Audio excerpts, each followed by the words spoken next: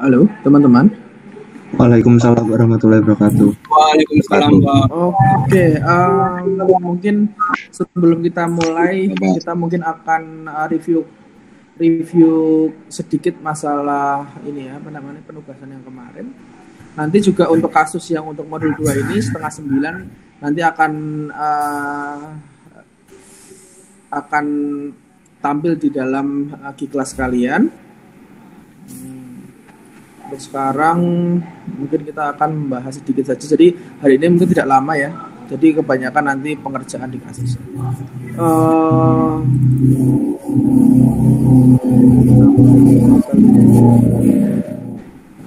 Slide-nya. Nah, kita kemarin membahas, kalian kemarin kan dalam pertemuan sebelumnya membahas mengenai ini ya, pembahasan praktikum di modul input-output dengan PWM. Nah, di sini ada kesulitankah untuk pelaksanaan praktikum sebelumnya?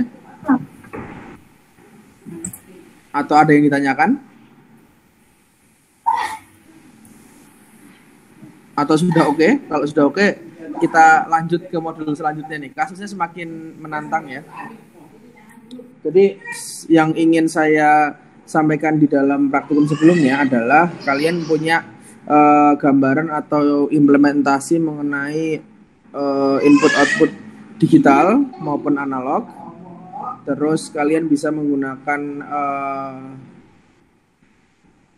mungkin kalau oscilloscope juga udah jelas ya, bisa menggunakan output digital maupun PWM. Terus kalian bisa melihat pengaruh duty cycle tersebut di dalam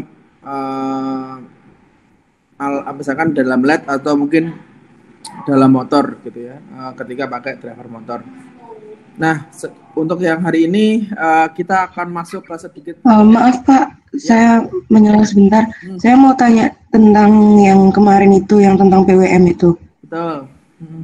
Saya masih bingung konsep antara PWM sama duty cycle, Pak. Apakah duty cycle itu bagian PWM atau gimana, Pak? Betul. Jadi kalau PWM itu adalah nama ini ya, nama modulasinya. Jadi pulse width modulation kan gitu. Nah, di dalam PWM itu ada yang namanya pengaturannya, itu adalah pengaturan duty cycle-nya. Jadi PWM itu adalah satu bentuknya itu pulsa on off gitu ya.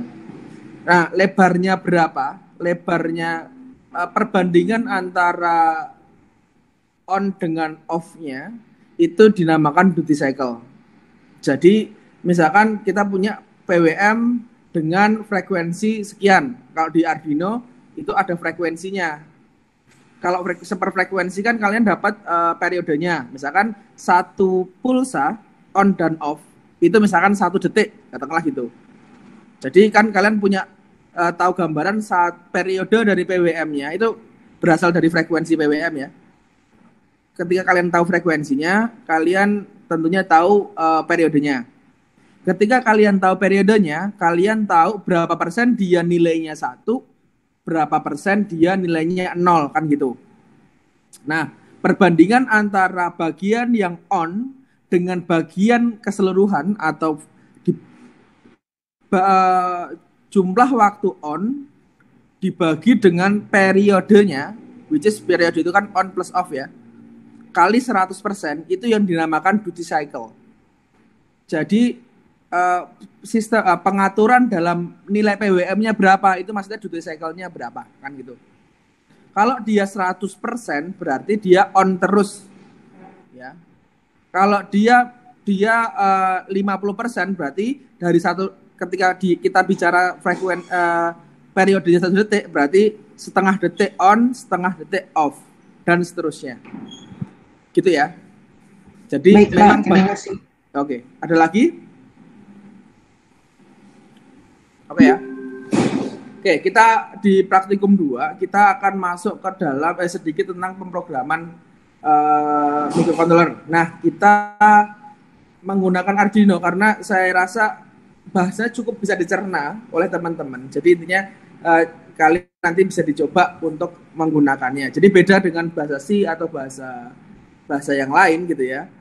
Maksudnya bahasa yang lain dalam artian bahasa yang lebih cenderung ke mesin, misalkan kayak C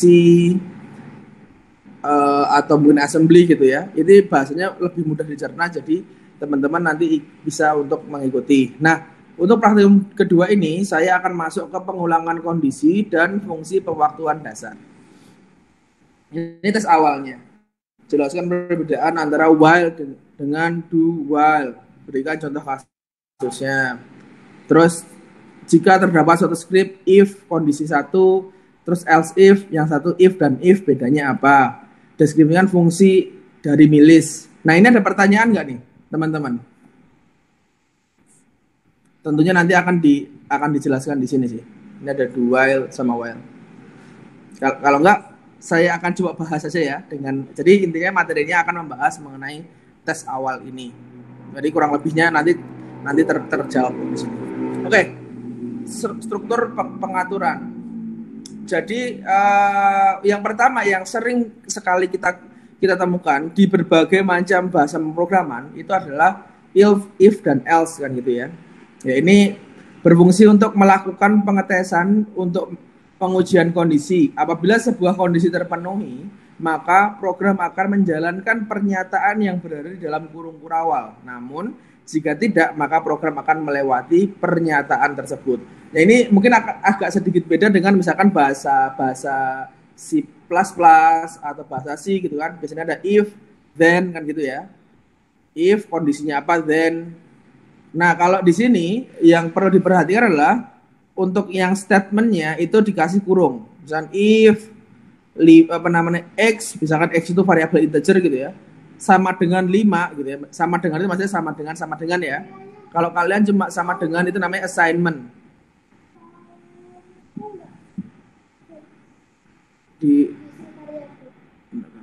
Dicari itu sana. Ini nanti sih. Nanti saya cari.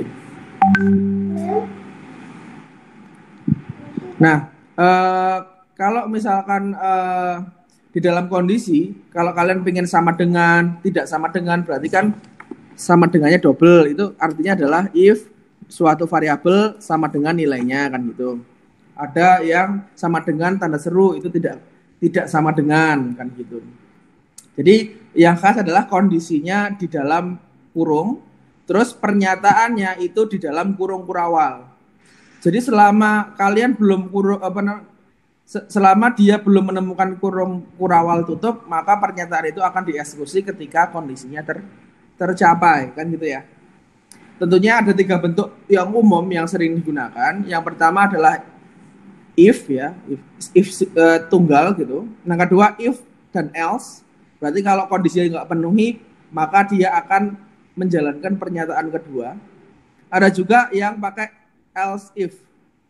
Kalau kondisinya seperti ini, maka dia hanya memilih salah satu. Ketika dia misalkan sudah udah sesuai dengan kondisi 1, maka dia menjalankan pernyataan 1, sedangkan kondisi 2 dan kondisi 3 itu tidak akan dites gitu ya. Tetapi kalau kalian menulis if, bawahnya if, maka setiap kondisi akan dicek oleh si program. Itu bedanya ya.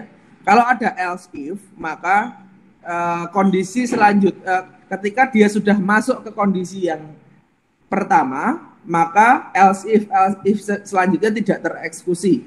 Maksudnya tidak akan dicek kesesuaiannya. Tetapi kalau hanya if dan if, maka dia akan masuk ke semua if. Maksudnya masuk dalam artian itu dicek ya.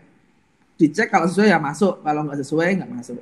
Tapi kalau dia sudah else if, ketika dia sudah masuk ke satu pernyataan, maka kondisi else if yang lain tidak dieksekusi.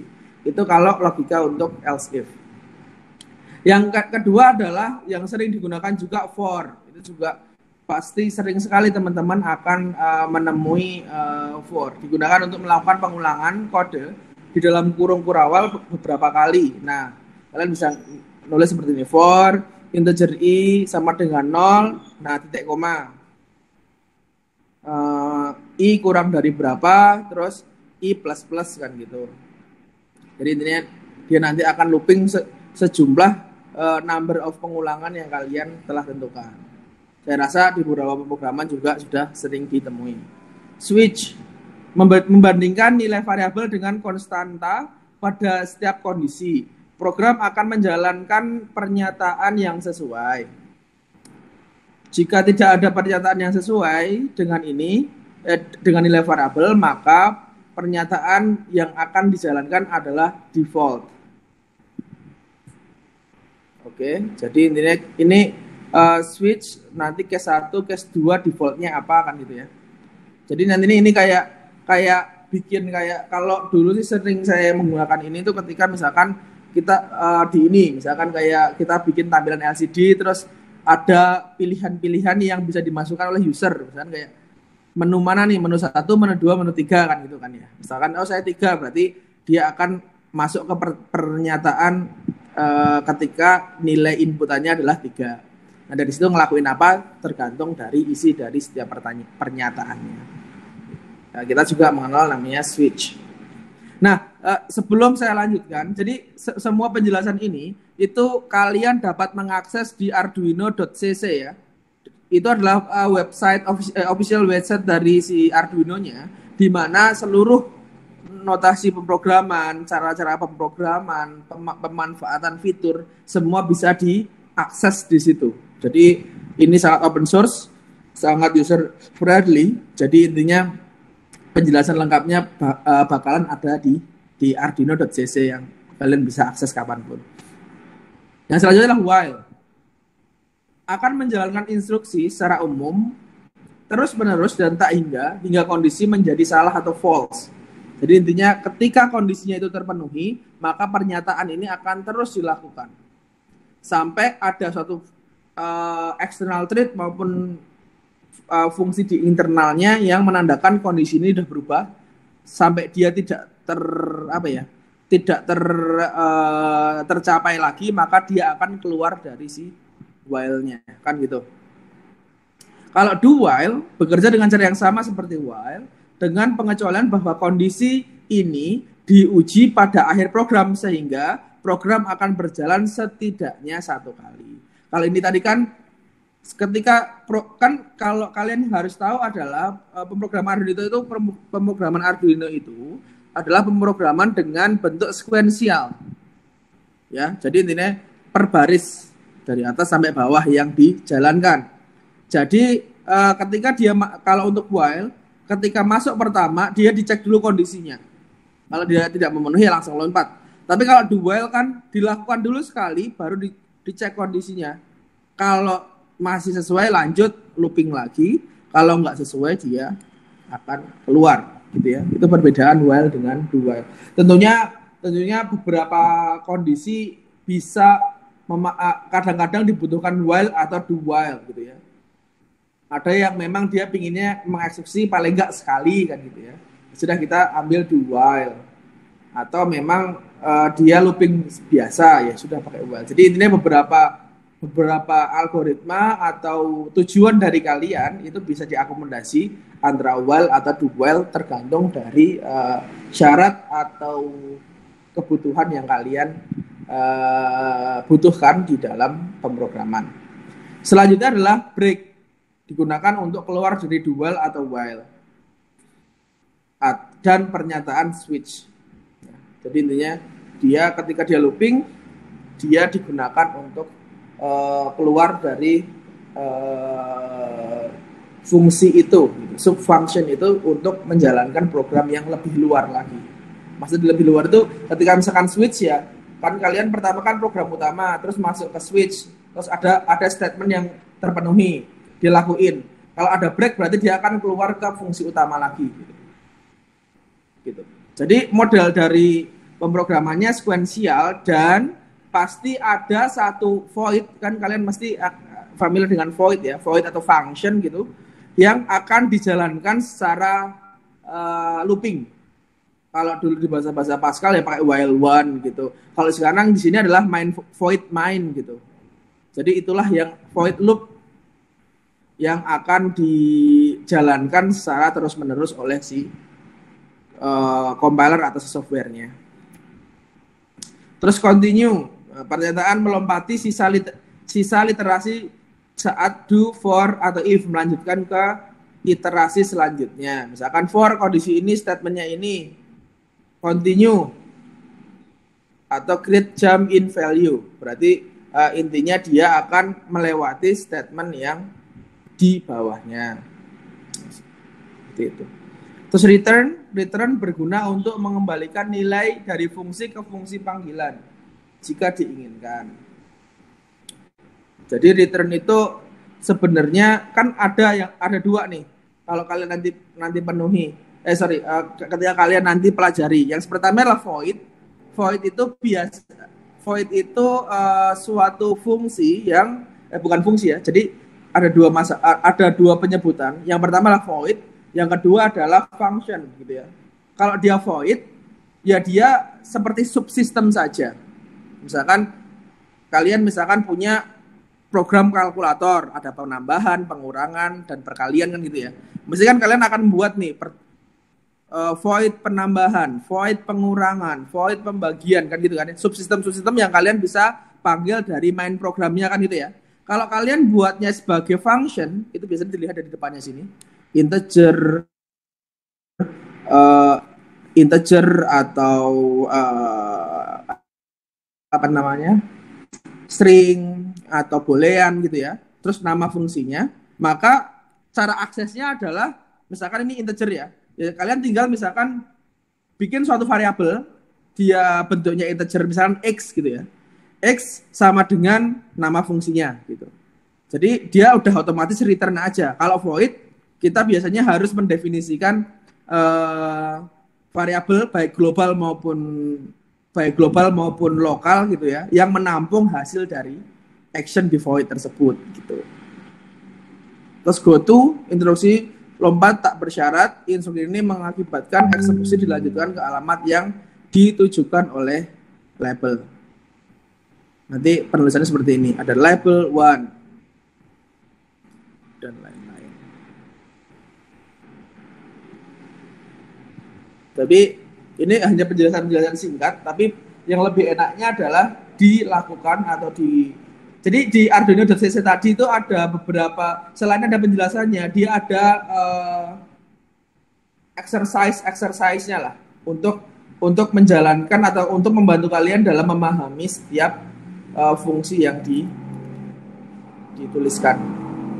Oke, sebelum nanti kita di bab 3, di modul 3, kita mempelajari tentang counter dan timer register, maka alangkah baiknya kita di modul ini kita mempelajari tentang fungsi-fungsi pewaktuan dasar yang disediakan atau yang telah disediakan oleh Arduino gitu. Paling tidak ada 4 fungsi. Pertama milis. Nah, jadi gini, kalau milis itu konsepnya itu seperti kalian mengambil internal timer dari Arduino-nya. Jadi ini bukan real timer sesuai dengan pewaktuan di dunia ya. Kalau real timer sesuai dengan pewaktuan kayak kalender, kayak jam atau kayak pewaktuan di komputer kalian, itu kan dia pakai namanya RTC, real time clock kan. Jadi dia bisa menyimpan atau bisa tetap running walaupun komputer kalian dimatikan. Dan cek aja misalkan. Kalau nggak di laptop kalian juga ada. Tapi kalau laptop yang sekarang kan mungkin karena dia koneksi dengan internet ya. Jadi RTC itu mungkin tidak terlalu terlihat ininya ya, manfaatnya, karena ketika kalian sudah koneksi internet berarti jam kalian pasti akan terkoneksi terupdate tersendiri. Tetapi kalau komputer misalkan zaman dulu yang mungkin tidak selalu berhubungan dengan internet gitu, ketika kalian matikan terus kalian hidupkan lagi beberapa saat kan jamnya tetap up to date gitu ya. Itu ada modul RTC, itu juga ada extension RTC, maksudnya komponen RTC yang kalian bisa tambahkan di dalam Arduino kalian gitu. Kalian bisa ambil waktu yang real time. Tetapi milis di sini adalah pewaktuan, skalanya adalah millisecond gitu ya. selalu yang di counting up gitu ya, selalu diupdate per milisecond ya, per 1 milisecond oleh si Arduino, di mana waktu ini akan dimulai dari saat Arduino itu power up gitu, saat dihidupkan. Jadi saat dihidupkan milisnya itu 0. Dan dia setiap milisecond nambah 1, nambah 1, nambah 1, nambah 1. Itu namanya milis. Nah, fungsinya buat apa, Pak? Banyak. Ketika kalian pengen menghitung kecepatan, ketika kalian pengen mengambil sampling data, kalian bisa menggunakan milis kan? Misalkan setiap 10 milisecond sekali kamu ngirimkan data, ya kan? Berarti kan tinggal milis itu dibaca setiap 10 milis, setiap 10 milisecond kirim data, misalkan. Setiap 10 milisecond ngambil data, gitu. Jadi pewaktuan ini krusial, gitu ya, cukup krusial. Jadi misalkan kalian pengen mengendalikan redup sama mati sama hidupnya lampu berapa lama pinginnya, itu pakai milis bisa. Yang kedua adalah delay.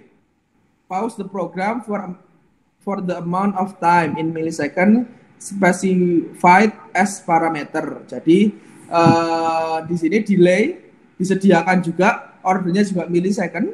Misalkan delay kalian pengen berapa millisecond gitu, 20 millisecond ya, berarti delay kurang 20 kan gitu ya. Jadi dia programnya akan berhenti sejenak dan membiarkan yang sudah terjadi tetap terjadi. Misalkan hidupin lampu, ya lampunya akan hidup. Program itu belum ada, program itu berhenti sebelum mematikan lampu, misalkan 20 detik itu bisa. Kalau delay microsecond seperti delay tetapi ordernya mikro. Jadi mungkin untuk yang aplikasi-aplikasi yang lebih detail gitu ya. Terus terakhir adalah micros. Return the number of microseconds since the Arduino board began running the current program. Nah, ini sama seperti milis, cuma dia ordernya lebih kecil.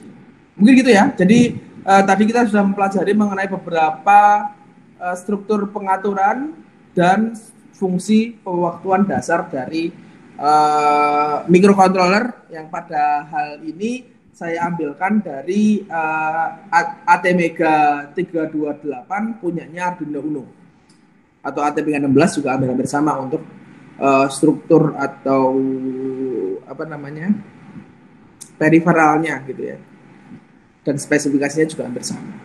Mungkin itu teman-teman, sebelum dilanjutkan oleh kasusnya pastinya sudah muncul di dalam gimmick kalian. Jadi silahkan ditanyakan ketika memang teman-teman ada pertanyaan, atau bisa dilanjutkan ketika teman-teman sudah siap untuk melanjutkan. Silahkan, ada pertanyaan?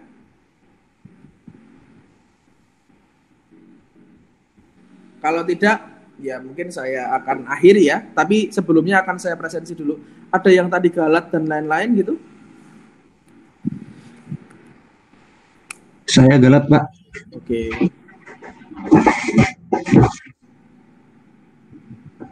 Saya juga galat, Pak.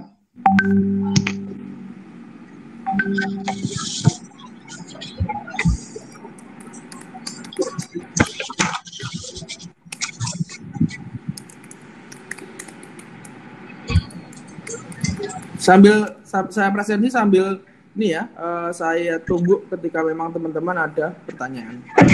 Kalau tidak ya silahkan nanti berkreasi untuk menyelesaikan praktikum yang telah diberikan. Sebentar saya cek microcontroller input. Sejauh ini gimana berkenalan dengan Arduino? Apakah sudah mulai ada tanda-tanda, ada perasaan gitu? Tanda-tanda apa, Pak? Ya ada perasaan gitu. Waduh. Dalam artian dia mulai nyaman gitu ya. Berat Pak. Jangan berat. Berat gimana maksudnya? Biasanya kalau udah nyaman tuh malah menjerumuskan ya, Pak? Oh gitu. Curhat pribadi ya. Oke. Menjerumuskan. Ya tapi kan menjerumuskan di jalan yang benar ya, enggak apa-apa toh ya. Belum menemukan yang tepat kali. Masih belum paham codingannya, Pak. Gimana? Masih belum paham codingannya. Nah itu coba ya lihat di arduino.cc. Nah, cara paling mudah untuk belajar Arduino ini bagus aja, positifnya aja. Dia itu ada ini, saya kasih ini ya, tunjukin ya. Sebentar.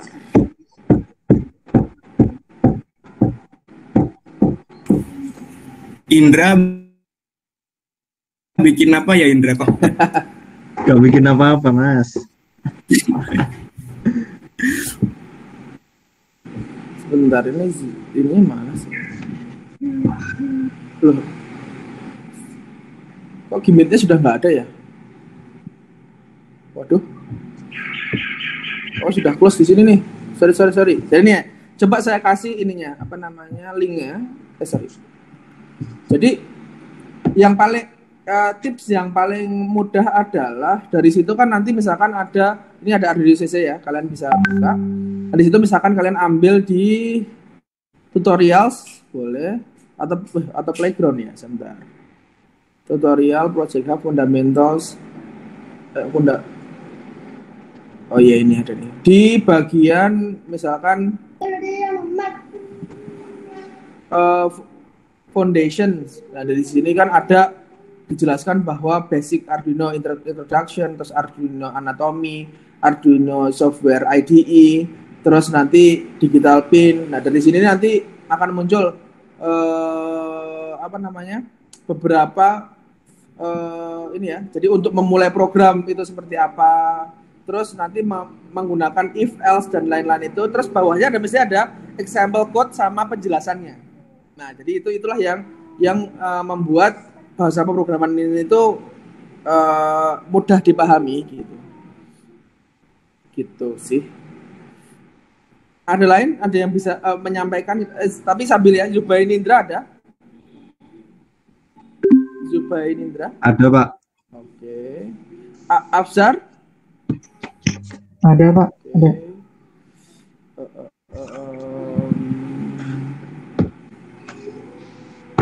Hanif? Oh, Hanif yang itu ya, pindah ya? Hanif berarti nggak ada. Hanif sudah mengundurkan diri atau gimana? Pindah, Pak, pindah. Bukan, maksudnya sudah. Soalnya, kemarin justru sudah ini ya, masih dalam artian sudah terlanjur KRS ya, Lia? Iya, Pak. Kalau surat pengunduran, untuk cari surat pengunduran dirinya belum tahu, Pak. Oh iya. Rahmat Ainun nggak ada di kelas ini ya? Kakak kelas kalian? Nggak ada ya? Oke, jadi gitu ya teman-teman. Jadi silakan disimak di dalam ininya Google Classroom untuk pelaksanaan praktikumnya. Oke, silahkan. Ada lagi pertanyaan?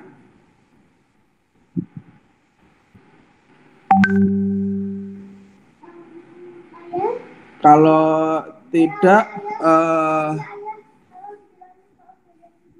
siap. Kalau tidak, mungkin saya akhiri aja kelas